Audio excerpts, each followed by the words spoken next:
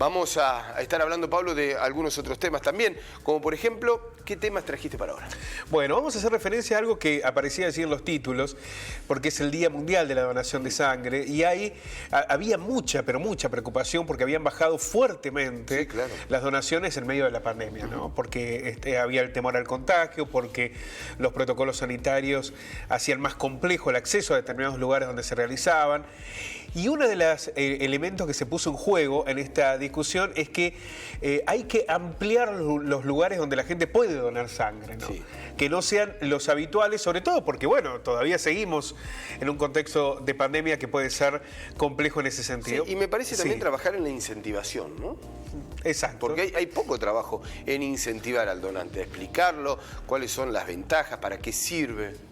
Sí, en superar todavía algunos tabúes o temores que también pueden haber al respecto. Pero vamos a ver en detalle. A ver, este informe de lo que indica en el Día Mundial del Donante de Sangre. Los bancos de sangre de distintos lugares del país van recuperando los niveles prepandémicos. Se apunta a un modelo de mayor recolección fuera del hospital, que este es un dato central, ¿no? Que no solamente se deba donar en los hospitales por la complejidad que esto implica, ¿no? Cuando hay situaciones como las que hemos transitado en estos últimos 2 años. Y además, generar una conciencia heredada de la donación de plasma de convaleciente, que este también es un tema que todavía falta informar y abordar con mayor profundidad. A nivel mundial está costando mucho recuperar los niveles de donación de sangre prepandémicos. A nivel nacional, en algunos lugares se está logrando y en otros no. Esto lo reconoció Carlos González, que es el jefe del servicio de hematología del Hospital Muñiz de Buenos Aires.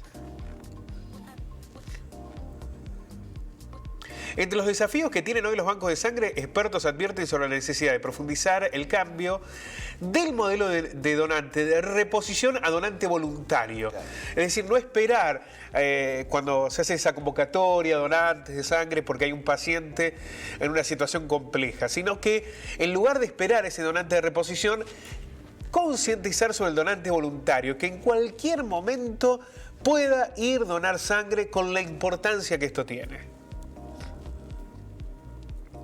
Señalaron además que las estructuras atomizadas no son eficaces ni eficientes, entonces hay que pasar a modelos con centros regionales que trabajen en escala de eficiencia, porque si tenemos que esperar solo poder donar en determinado hospital, en determinadas circunstancias, en determinados lugares, y se dificulta. Claro, facilitar esos accesos. Efectivamente, por eso se habla de los centros regionales, que en algunas grandes ciudades podrían ser hasta centros barriales, donde se pueda ir y donar sangre.